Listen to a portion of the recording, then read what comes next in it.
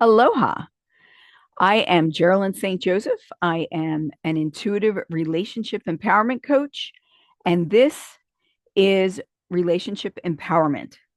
Today, we are talking about deal breakers, what they are, what they need to be, and why you need to have them. So, let's get started. When we talk about deal breakers, what we're talking about are the boundaries that you are unwilling to cross. If these boundaries get crossed, you are making a commitment to yourself that you are going to walk away from this relationship or like totally revamp it. And why do I give those two choices? Because sometimes when we have deal breakers and then things happen, there are situations that surround them that we thought would be like insurmountable that may not be as insurmountable, but you have to start over. When we talk about boundaries in our relationship, deal breakers, and what we expect from others and ourselves, we're talking about deal breakers in all kinds of relationships. So it's okay if you're not in a romantic relationship or if you don't want to think about romantic relationships right now. Deal breakers are also about friendships, family dynamics, and at work, as well as romantic relationships. When we look at deal breakers, we're looking at what we consider red flags. What are things about a person that would make you end the relationship or vastly limit the relationship if you can't end it? What are things that may happen that would make it very difficult for you to then have a relationship with a person? So I had asked you guys to write down your deal breakers, and I'm going to go with them. Um, so one of the big ones is dishonesty. Dishonesty is a huge deal breaker because if you cannot trust someone, it's very difficult, if not impossible, to be in a relationship with them unless there's something where you know exactly where their dishonesty lies. For instance, you may have somebody in your life who is not generally dishonest, but they do really, um, I would say, they embellish stories, which makes them a good storyteller, but really is not good in relationship. If you're going to be able to really talk to one another, you want to be able to trust what each other is saying. Gaslighting and dismissiveness. What is gaslighting? Gaslighting is a term that is used to describe when someone is trying to convince you that your reality is not reality, that what you think and feel and have experienced, that it didn't actually happen or didn't happen the way that you experienced it. Gaslighting is a term that comes from an old black and white film where there was a married couple in a home and all the lights were gaslit because they didn't have electricity. Told you it was an old film. And what the husband did was to drive the woman crazy. He and the maid would mess with the lights, like make them flicker or make them go down, turn them on, turn them off, and then tell her that that was not happening, even though everybody else could see it. So that's where the term comes from, is that denial of reality, that altering of what you think your reality is until you break. It's also a good way to control people because then they don't trust themselves. And if you don't trust yourself, then you're not going to be able to go confidently into the world. So, people who gaslight other people, um, and there are companies that will gaslight you. There's politicians who will gaslight you. Like, this is something that we see happening often, and they try to be very dismissive. So, gaslighting is also a form of being dismissive. It's like poo pooing the way you feel. That's not really what happened. Telling you, oh, I don't know why you feel that way. You're such a whiner. Like, those kind of things are things that are encompassed in dismissiveness and gaslighting.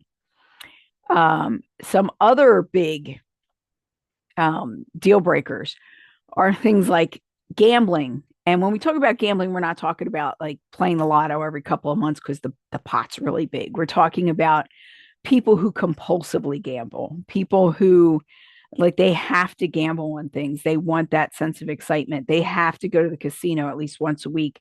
And they're spending money that they don't have, or they're spending other people's money, and it becomes an issue. So gambling is an issue. In some relationships, too, gambling is an issue because in some religious philosophies, gambling is a sin. So if somebody is gambling and somebody else is very religious and that's their belief that this person is sinning, it's very difficult to then put those two things together. Like it's very difficult to resolve those things. Sex addiction, sex addiction is another, or someone being a thief, somebody who steals, someone who is emotionally or physically, I'm going to say, or mentally, which is what the gaslighting is, abusive. Somebody who's a liar. So again, dishonesty. And then we have cheating, open relationship. So someone who believes they're in an open relationship, even though that's not something that you agreed on, and you don't know you're in an open relationship, but they say you're in an open relationship. That's always a tough one. Someone who's a taker, who is always wanting, they have to get all the attention. They don't care if you're sick or if something's going on with you. It's all about them. So I would say that has to do with narcissistic personality traits. Again, lying, or somebody who covers up or misleads you. So somebody who's not telling you the full truth. Someone who like they meld the truth a little bit. They mold it, they shape it to what they want it to be, or they present it in such a way that is not really the way it happened, but they try to convince you of that. And again, that's a part of gaslighting. Although gaslighting is like bigger than the sum of its parts. Physical, emotional abuse, again. And we often have our list of deal breakers as we go through life and as we experience different relationships. We may discover that there are other deal breakers that we didn't even know about, and that will come up as time goes on. So it can grow. Another deal breaker is being with someone who's very manipulative. And we'll get into that a little bit later, but gaslighting, again, is part of that. Somebody who never has anything to talk about or is not willing to talk, or conversely, someone who is never quiet. So someone who never puts a lid on it. The conversation is never over, because they want to just keep talking and talking and talking. And maybe they don't let you voice what you're feeling. Or I was in a relationship once with a guy who we had to agree on everything. And if we didn't agree, he considered that a fight. And it wasn't like, it didn't have to have anything. We could be talking about what martial arts style we like the best or what movie we like the best. And it was like, it was always, he had to be on top, and you had to agree with him. And if you didn't agree with him, or if you showed him where he was mistaken about certain things, then it was, well, you're a know-it-all and you always have to be right. And it's like, So one of the things with people who have narcissistic tendencies, I'm going to say, because we label a lot of people as narcissists who really aren't. I mean, that's like an extreme. But people who have narcissistic tendencies will tend to want to always talk about themselves after the honeymoon phase anyway. They will tend to be controlling. They will want to be the center of your attention. They will gaslight, be dishonest. And it's all right for them to do these things, but you're not allowed to do any of those things. So if what they did was a mistake, if you did exactly the same thing in exactly the same way, it wouldn't be a mistake. It would be like their head would explode. So being a narcissist is also about being very insecure about who you are and what your worth is. So you have to project out to everyone else that you're important and this is my worth. Another thing about people with narcissistic tendencies or people who are dishonest basically with themselves, within themselves, they're also dishonest with you. And the gaslighting also, they will try to throw things on you. So what you can look for is anyone who is doing things and then accusing somebody else of doing them. And you need to be aware of that because there can be people in your atmosphere, in your orbit, who do that. And in the beginning, people will believe them. And then the way to react to that is not to argue with them and be like, no, you do that, because they're not going to listen to you anyway. I mean, you can bring it up and see how they react the first time, but then to really get the message across and be able to talk to them about it, they have to be willing to see what they're doing. And oftentimes, people who do that kind of behavior, they are not willing to talk about it. They want you to say that they are right. Yes, okay. They want to beat you into submission. So the best thing to do in those kind of situations is just to be like, okay, not a yes, not a, oh, I'm sorry you feel that way. None of that. No energy back. Just like, well, you did that. Okay. No, but I said this. And then they get really wrapped up in you having to acknowledge that they are correct. And you just don't. And eventually they will give up. They get tired and they give up. It's like when you're in a boxing match and you're like, moving all over the place and they keep swinging and swinging and swinging. And eventually they get tired. And when they get tired, that's when you can excel. All right. So someone who's controlling, a rageaholic. So a rageaholic would be somebody who is always angry. Like something is always triggering them. There's always something. And it's never something that they need to take care of. It's always something about you. You need to deal with this. You need to handle this. You need to be here for me. And you need to stop talking so loud. You need to stop talking so quietly. A rageaholic is somebody who just does not know how to regulate their emotions, especially the emotion of being hurt or being angry. And they are hand in hand. Generally, when somebody is angry, it's because they were hurt or they saw someone that they loved to hurt. But in this particular discussion, it's somebody who's hurt underneath, and anger is usually on top of it, and they attack. And some people use being a rageaholic to control other people. If you're so afraid of offending somebody, then you lose part of who you are. If you're constantly walking on eggshells, that's not a good relationship. No matter how you slice it, it just isn't. Oh yeah. So, and being in a relationship with someone who is withholding information. And the worst is when they withhold information and then they tell you, well, I told you that. No, no, you didn't tell me that. Or, well, I thought you would have known, like you're supposed to have, it's the magic head effect kind of a thing. So all these are different things. And when we talk about these things like gaslighting, dismissiveness, um, when we talk about being abusive or being a liar, when we talk about a lack of reciprocity, somebody who's always taking and never giving, um, all these things tend to happen very slowly in the beginning, and then they ramp up. And if you were a person,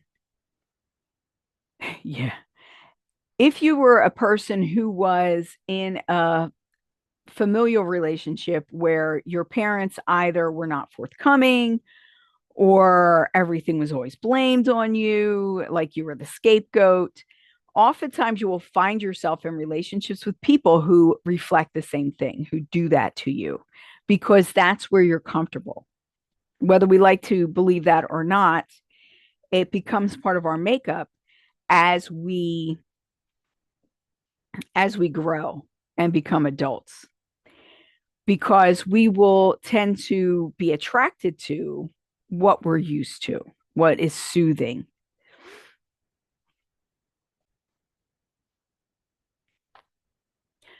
So, some of the things we want to look at when we talk about deal breakers are really the things that once it occurs, there's nothing that can bring us back into the relationship. There, we cannot be repaired. So, most of what we wrote about are like big red flags, big red flags. And then it does turn into a break in the relationship. At what point, though, do you recognize or notice that someone is being dismissive? I mean, because usually in the beginning, especially with people with narcissistic tendencies, they will start off being very, love bombing and you're great. And then all of a sudden something will happen. You'll be like, that's not a very nice way to be treated. Or I can't believe he said that to me or she said that to me. You need to figure out, like, give yourself time to look at your relationship and decide what is most important and when these things need to be looked at. I mean, you might get into a relationship with somebody who's going through an illness or a problem right then, like their parent is sick and they're taking care of their parent. So they do kind of need more support, need to be more the center of attention. Um, but is it always that way? Do they never have anything to give back? Maybe they shouldn't be in a relationship, or maybe it's that they do need it right now, and when the time comes, it'll start to be reciprocated later. So the first thing we need to do is look at wants versus needs. And when we know what it is we really truly need in a relationship, then it's easier to really formulate our deal breakers. So, most of us, what we need in a relationship, we want to be loved, we want to be understood, we want to be able to be authentic, but we need to chunk that down because oftentimes we talk about love and relationships and it's all out here, and none of it is something that you could really point to. Like when you see somebody being mistreated and you're like, why don't you leave that person? They're like, oh, I love him. Well, what do you mean by that? What does that look like? So, a good way to formulate these things is to say to yourself, what does that look like?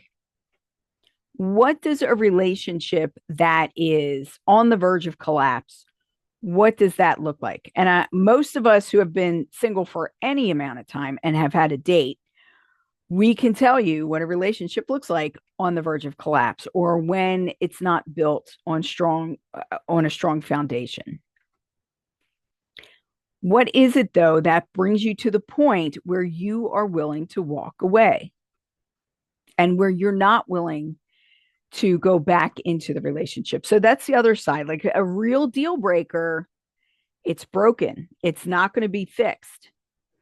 So for me, a real deal breaker would be, and this is probably going to sound silly, but I cannot be with someone who is racist in any way.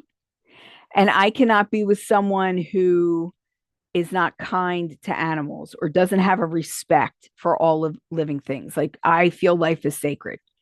My relationship with God and with spirit is one of the most foundational things in my life. That's who I am.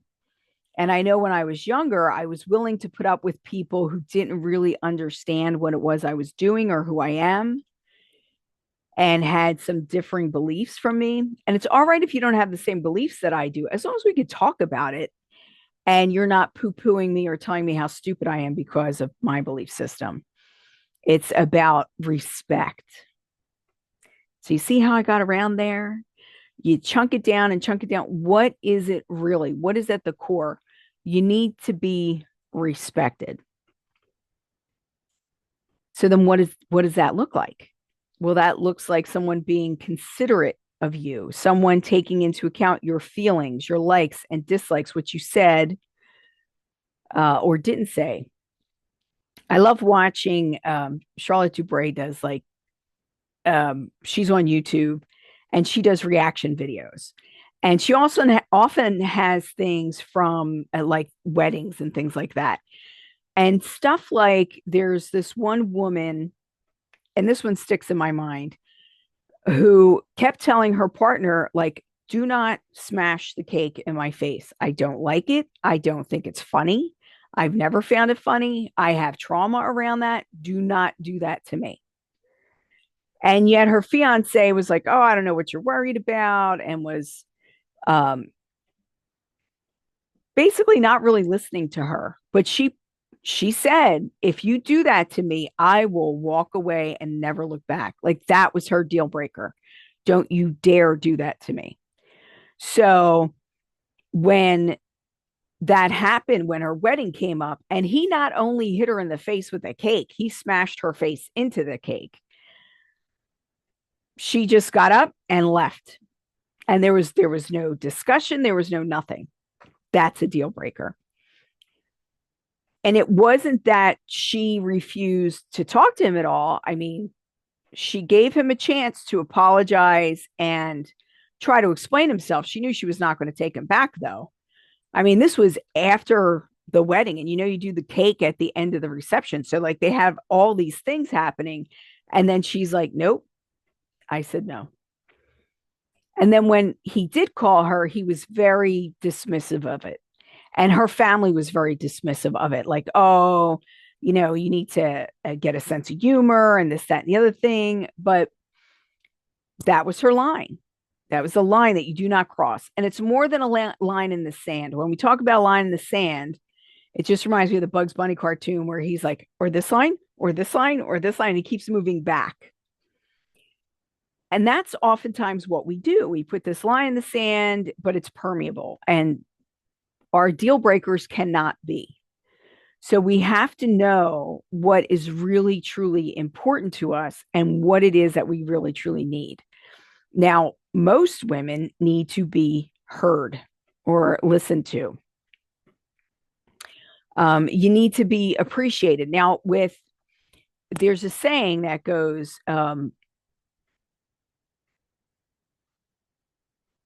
men need to be needed. Women want to be loved. So a man wants to be needed, whereas a woman is looking more for affection. Um, and what that means is in a relationship, a male female relationship, or you have someone who's more masculine and someone who's more feminine, the masculine aspect often wants to take care of you, like someone who's really masculine, a real man, so to speak. Although I don't like to use that terminology necessarily. But a gentleman they want to take care of you. They want to make you happy. They are there to protect you. They are there to support you. They are often the breadwinners, but they don't have to be the breadwinners, and they can still accomplish these things. So if you have a man who wants to give you all this stuff and you're an independent woman and you're not going to let him do that, and he's not going to, you're not going to let him pay your car payment. You're not going to let him, help you out with, putting the air conditioners in I can do it. I can do it. That is not a good relationship, because what happens is if a man doesn't see where he fits into your life, he doesn't see, like, is there space for me there? It's very difficult for him to be in relationship with you. And for a woman, she wants to be loved and appreciated. Not that men don't want that also, but the primary thing for the masculine is to be needed. They need to see, where do I fit in? What is my role here? Am I going to be able to be the provider? Can I be the protector? And women, the feminine, find this very attractive. And it doesn't mean you're all macho and running around and like beat people up. It just means that you are going to defend her in situations, like if things come up, that she can count on you to, like, if her family is ridiculing her or something comes up like that, where you're going to stand up for her and protect her and take her side in things, even if you don't agree with her right at that moment. Not that you have to stand in front of the fire, but that you're going to take her aside and talk to her gently about whatever. And by the same token, like, the man needs to feel needed, but he wants to be appreciated. He wants that affection. Like, what makes him feel needed is that you actually allow him to do things for you and not criticize everything he's doing, and that you allow him to be who he is and be masculine. And then you can be softer and be the feminine. And I know we're getting off track with the deal breakers, but what ends up happening with deal breakers is we'll say something is a deal breaker and then we won't stick to it. Like, one of the problems with the lady with the cake is she was like, the reason why I was on Reddit is because she was beside her, like, everybody's putting pressure on me to go back. Did I do the wrong thing? Am I really overreacting? Is this really something that I should not have just walked out on? And it was like, no, you told him the consequence. The consequence is the consequence. And if they don't want that consequence, they should not do that action. It's discipline. And discipline means to teach. So if you are with someone and right in the beginning of the relationship, they cheat on you, you're like, okay, maybe we were not specific about being one-on-one. And then you discuss it. And this is our commitment to one another. And you let them know. But the next time there's anything like that, I'm out. There's not going to be any discussion. There's not going to be anything. I'm out. And letting them know, like, holding that line, that being the deal breaker.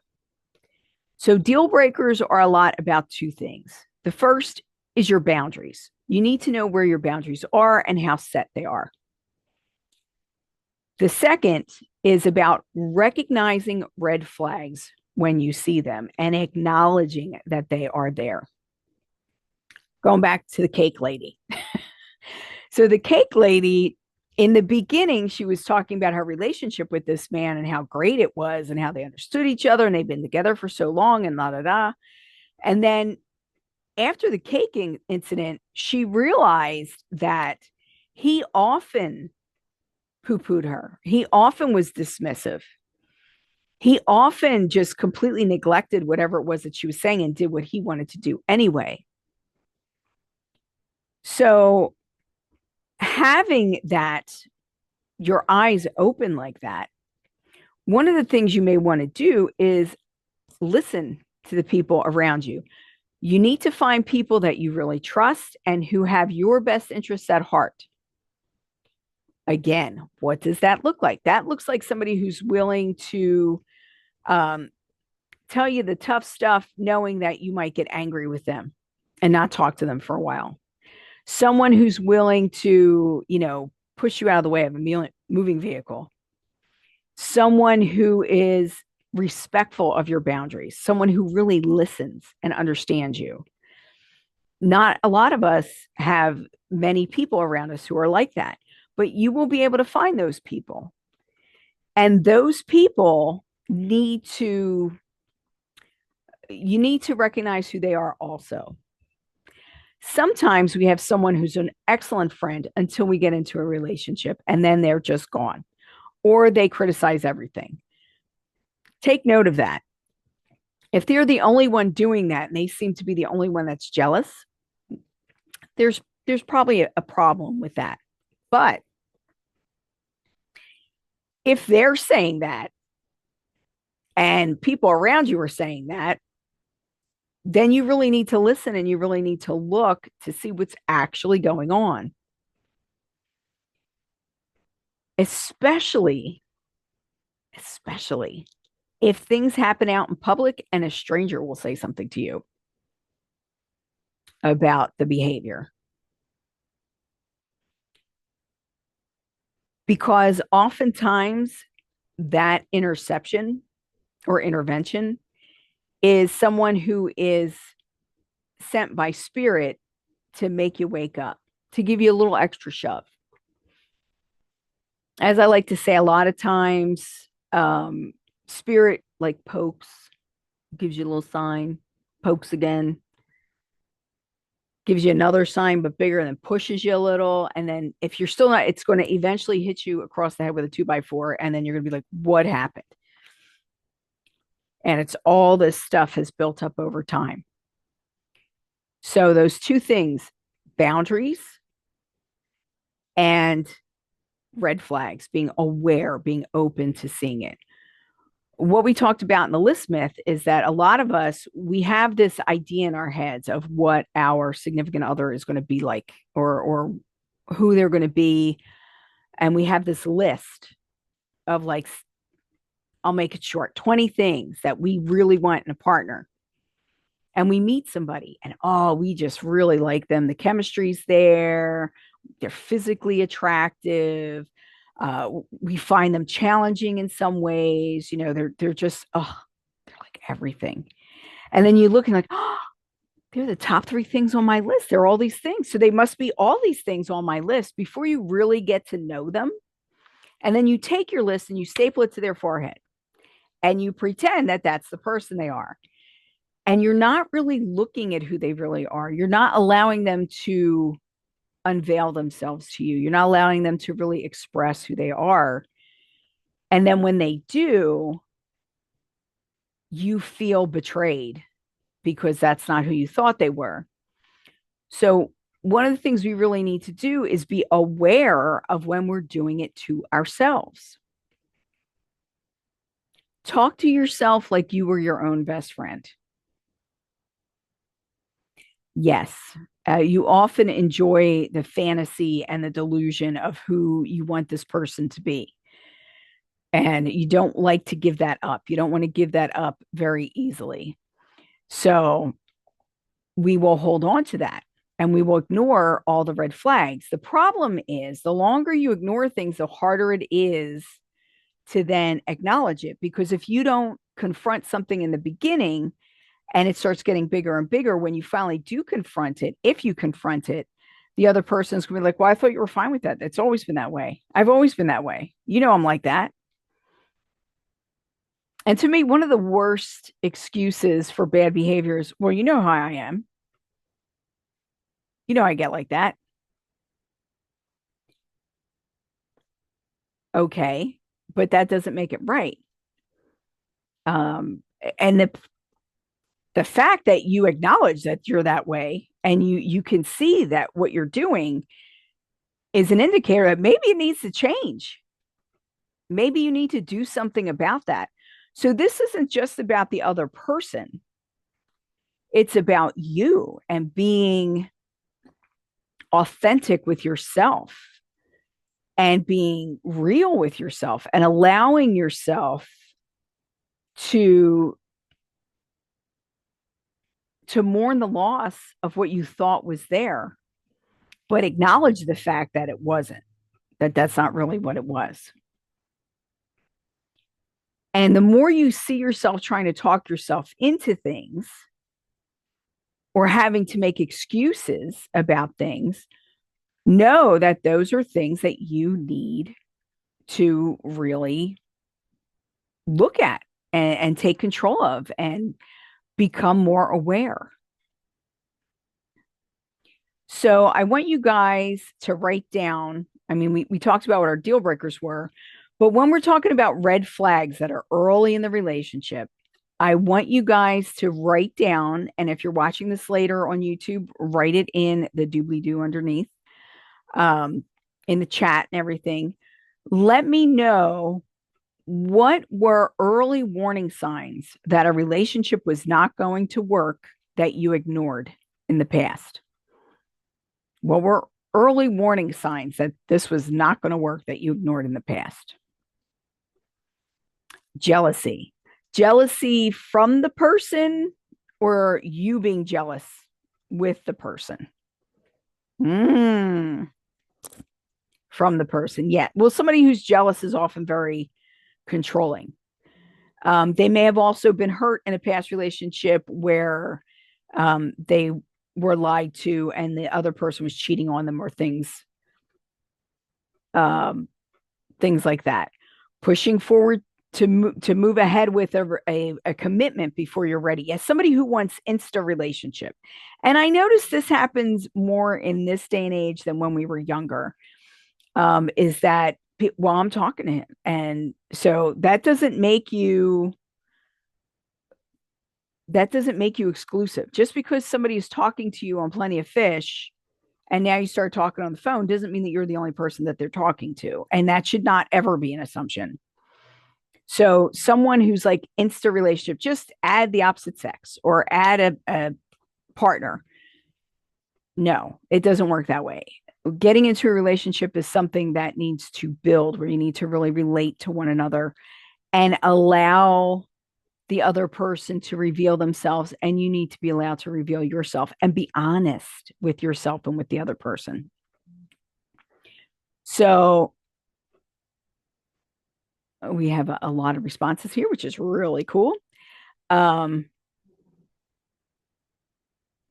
so moving forward with a commitment before you're ready, that's something that needs to be discussed. And if somebody is really pushing you to commit and that's not what you want to do, you need to walk away from the relationship, because that is going to create issues down the line. And it shows someone who is maybe overly needy.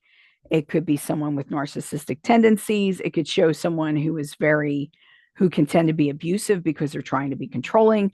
So just be aware of that. If the person wants it and expresses that to you and you're not feeling the same and you discuss it and you say, well, all right, I'm willing to table this and let's get to know each other a little bit better, and they're willing to do that, that's okay. That's healthy. It's somebody who keeps pushing for it, even though it's not something that you're ready for. Then we have, oh, wow, that's funny. So one of our guests says someone they were dating admitted that they had 8 girlfriends at a time. I hope they all weren't dumb enough to think that they were the only ones before he got married, and then he only had 3. And I wonder if the wife was included in that. Who has that kind of energy? Who has that kind of energy? I don't. Who has that kind of time? They got to be a traveling salesman or something where they can be in different parts of the world, and these people, their paths are never going to cross, because that just sounds like way too much work to me. Big red flag: disrespect, lack of reciprocity. Somebody who's always taking, who wants to be the center of attention. Again, somebody who's selfish. Somebody who will only text, they won't talk on the phone, but you don't get a lot of time together. Now, with the texting, if they're only texting, yes, this usually is a sign that maybe they're with somebody else or they're talking to multiple people. There are a lot of people in the younger generation who don't like to talk on the phone. But the truth of the matter is, unless you're seeing each other face to face and you're on the phone and actively communicating with one another, there's too much room for misunderstanding for everything to be via text. There's so much room for misunderstanding. I don't care how many emojis you use or how this is sarcasm or whatever. Hearing somebody's voice, you can pick up on their energy more. Not everybody can pick up on somebody's energy just hearing their name, or just reading a text. Because a lot of when we're reading text, it's what we feel we're reflecting back to ourselves. So somebody can say something innocuous and we can either blow it out of proportion and be like, oh, this is like the best thing ever.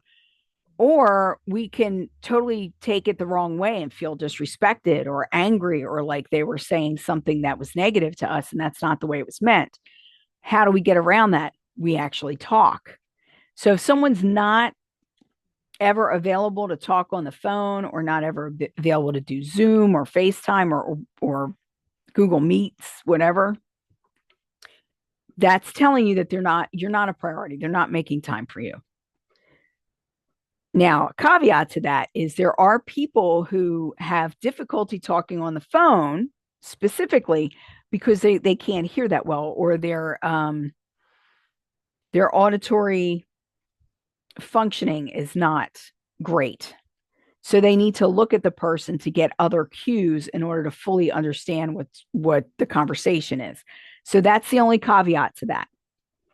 They may prefer to text because they feel embarrassed about their shortcomings when they're on the phone, because they can't really understand either what you're saying or what you're meaning, because they need the visual clues to pick up on. But that's no excuse not to do some kind of face to face, whether it's, I mean, you could do that on Facebook. I think WhatsApp has that feature. Google Maps, not Google Maps, Gmail has that feature. You have that feature with WhatsApp. There's so many different ways to do it. And Zoom, of course, because we're on Zoom right now. There's no excuse for it. And in today's society, there's no excuse for, well, I don't have, my phone's broken, or I don't have a camera, or whatever. They could still FaceTime you, even if they don't have a camera, and it would be black for them, but they would be able to see you, but you would still be able to hear their voice. No excuses. Everything can be worked around unless they don't want it to be worked around. So you need to take that into consideration too. Um, So the disrespect, that's a biggie for men and women. You really need to be aware when someone is disrespecting you. And the worst thing is when if somebody just keeps saying, "Well, I'm just joking. It was just a joke," but they're hurting your feelings in front of other people, and then they're poo-pooing how you're feeling by saying, "Well, it was just a joke. You need to get a sense of humor," and they're kind of putting you down because you're letting them know how you feel. Again, disrespect is something that somewhat is internal. I mean, there are times where someone does something and it harkens back to something else, but that's not them, and they didn't mean it in a disrespectful way, and you're taking it as disrespect. So you need to be aware of that also. You need to be aware of your own triggers. And if it does hit a trigger and you say to them, that triggered me for some reason, and I want to find out why, I want to figure out why, but that really bothered me, they should say that they're sorry. Even if they say, I'm really sorry that that bothers you. I did not mean to do that. But to be sincere, but the key is, sorry only works the first time. If they keep doing the same thing, that's who they are. And you need to respect that that's who they are and make your decision based on that. And the lack of reciprocity, that is with everything. It's with physical affection, it's with financial commitment, it's with picking up the phone, starting the phone call. Now, of course, in my generation, I'm an old lady. We expect the man to make most of the overtures in the beginning of the relationship. But once you start to know each other and you get comfortable with one another, it shouldn't be that way anymore. Like in the very beginning of the relationship, say the first month, yes, I expect the guy to call me more. I expect him to text me. I expect him to ask me out, take me places, to make the offers. And then after that point, once we get used to each other, then I will start doing the same thing. I will offer to take him out, maybe. Depends on the guy. Some guys find that insulting, but you can offer. And that's the thing. Like if you're respectful, you offer, and they can respectfully decline, or they can say, yeah, that would really help me out right now. So respect is very important in any kind of a relationship. They're tired of being on their best behavior. And once they get you committed, they will be themselves. Yes, I had a friend who, she was dating a guy and basically raised her kids with this guy for like 12 years. And then they got married. It was a big thing. Oh, they got married. But they had been living together for like 8 years at that point. Once they got married, he was completely different. Whole personality changed. His whole idea of what their relationship was completely different. It was crazy. So when we think of these things, when we look at these things, one of the good questions to ask is, well, what is the difference? What do you feel is the difference in the way we treat each other when we're just dating versus in a committed relationship versus marriage? Like what are those stages? What delineates those stages? What makes things different? And for some people, making that commitment and having that commitment really does change a lot for them. They relax. They do show themselves more of who they are. And that's not necessarily a bad thing. It can be a very good thing because you're more comfortable with one another. That's when you're fine waking up without makeup. next to your boyfriend, and you're taking care of each other when you're sick and doing things like that. So these things are very important. And as we get older and as we learn about people and we learn about ourselves, we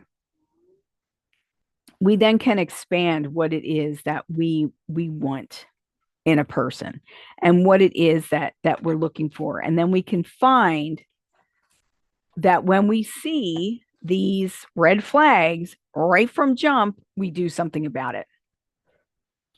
So when you see a red flag, people think that everybody has the same red flags, but we really don't, because different people have different ideas as to what is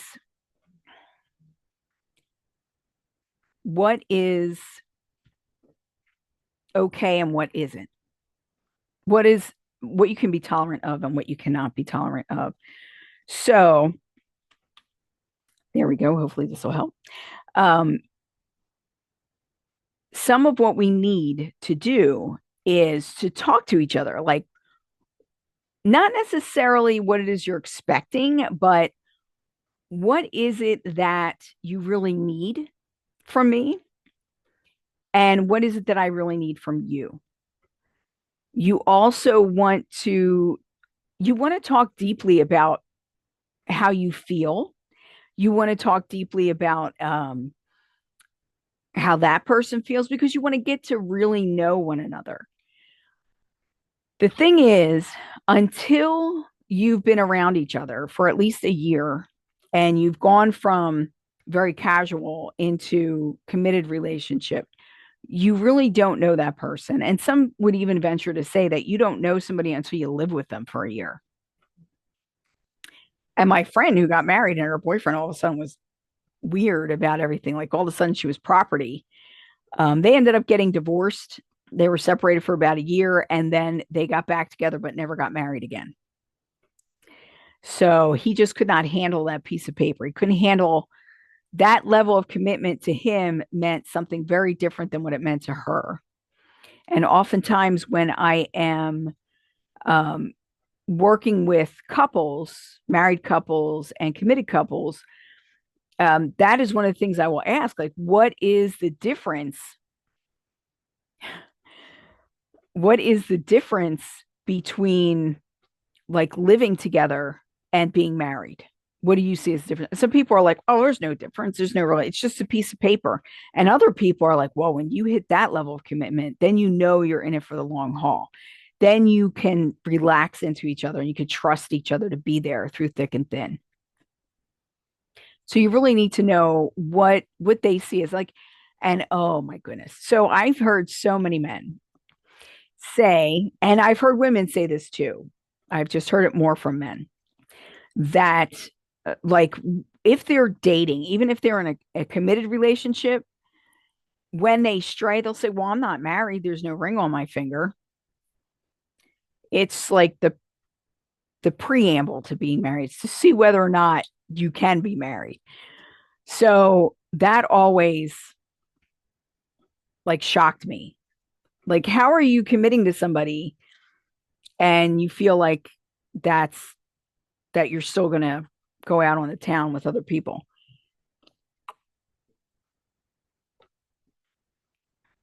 So that's something to discuss also. And like we said with Insta relationship, if both parties do not agree on it, that this is what it is, the party who has that in their head cannot be angry with the other party who does not have that in their head. When you're dating, you're dating. If you're in a committed relationship, you're in a committed relationship. So learning what somebody else thinks and feels about those things. Now, also, when we talk about a familial relationship, a friendship, and a work relationship, all the same things apply, with the exception of, living together and stuff like that. Um, my mother says you don't know someone until you've eaten a pound of salt with them. That is a long time. It can be. I had a cousin who would just like pour the salt on. It was disgusting. A pound of salt would last maybe a month. But anyway, that's a good saying because that's a lot of meals eating a pound of salt. Um, so when we bring this out to other types of relationships, like let's say a work relationship, you go to work for someone, and my previous boyfriend and I had very different ideas of what it was like to work for somebody or go in for a job interview. So my boyfriend's view of it was that you go in with your hat in your hand and you should kiss their feet and do anything that they want if they hire you. So you're lucky to have that job. I go into job interviews and I'm negotiating because I know what I'm worth. And if I feel like they're not going to respect what I'm worth or give me what I'm asking for, then I'm not going to commit to that relationship. I'm not going to give things over to them if there's no reciprocity. So you see how those two things work? We do a lot of the same things in our relationships, regardless of what type of relationship it is. Either you are worthy and you know your worth and you stand up for yourself, and you can be very loving and very giving and nurturing and considerate and wonderful, and still hold your boundaries. Having boundaries doesn't make you selfish. It doesn't make you a bad guy. It doesn't mean you're doing something wrong. Having boundaries is something you need to do because that's your survival. If you're going into a relationship with your hat in your hand and being grateful if you get accepted for the position, you're not going to fare very well, because even if in the beginning they respect you and they do really like you, it won't take too much time for them to lose their respect for you. And even though there may still be some kind of a physical attraction or whatever, the relationship itself is doomed once there is a lack of respect and once resentment begins to grow. So you need to be really careful with that. Know what you're bringing to the table. What you're bringing to the table is just as important as what you're taking from it. And that's where reciprocity comes in. The same is with a job or with a cousin or a sibling. And with family, it's a little harder because there are just certain aspects of it that are not the same. But like, especially as your parents get older and you may be called upon to take care of them, I've had a lot of dealing with a lot of this kind of stuff recently. In the last couple of years, I've helped friends with it and I've dealt with it myself. And the older person feeling like a burden or saying they're so sorry that you have to do this. And my response is always, look, you front loaded a lot of stuff. You took care of us our whole lives. You helped us so much through our entire lives. The least we can do is take care of you now. And mind you, that's when you have a relationship with a parent who has been there supporting you and helping you. And they're not perfect. None of us are. That's not the same as having a relationship with a parent who's very abusive. If you have a parent who's very abusive, who drains you and who you can't be around for any length of time because they're just so nasty and so mean, God bless you, um, then you need to cut them off. There needs to be deal breakers even in close relationships like that, where there's got to be a line that you draw that you will not cross and you will not allow them to cross. And yes, when it comes to familial relationships, oftentimes we give them many more chances. Part of that is because we know them for such a long time. So we will like check the temperature, or they'll check the temperature after years. And some people do change, most don't.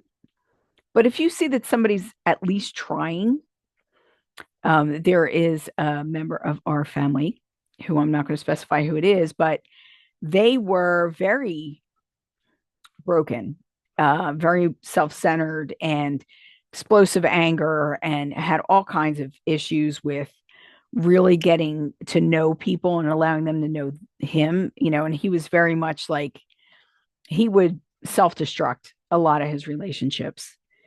And this person, though, he did cut everybody off and kind of went off on his own and then came back. And it was after really working on themselves and really making a change and being very open to being open. They have discussions that they would have never had. They can listen like they never listened before without feeling hurt and judged all the time. And doing all that work is really worth it because then you can have the strong, meaningful relationships that we all need in our lives. Let's face it, humans are herd animals. We need to be around other people. We need human touch. We need human expression. We need affection. We need appreciation. And we need love. We all do. As they say, no man is an island. And that's true. We think we can be independent and make it on our own. But the truth of the matter is, you're healthiest when you are surrounded by healthy relationships, when you allow yourself to get into healthy relationships. And some people compartmentalize, and some people, like when they get to know somebody, they get to know them fully and they allow them to know themselves fully. But being authentic is key. If you're not real with yourself, then you cannot be real with other people. And if you are deluding yourself and choosing to overlook and make excuses for bad behavior and red flags and allowing them to pile up and not sticking to your boundaries, that's something that you need to work on. That's not an other person problem. That is a you problem. That's where we need to work on ourselves and have enough self-worth that we can stand up for ourselves and walk away when we need to. It doesn't always require a fight. Sometimes our deal breakers are just like that woman with the cake, where she just left. You just leave, and that's it. Sometimes that's what it takes, is walking away, being quiet, not persisting further. So I think I have said enough at this point. I've given you guys enough to chew on. If you have any questions, comments, let me know. And please, put any questions in the chat and let me know if you want or need any one-on-one help or some kind of a group activity. Just let me know. Again, this is Geralyn St. Joseph. I am a relationship empowerment coach. This is Relationship Empowerment. It's part of a meetup group, and we're on Zoom. Thank you for coming. My website is Relationship Empowerment, G as in girl, S as in saint, J as in Joseph.com. Relationship Empowerment, GSJ.com. I hope to connect with you again soon. Mahalo.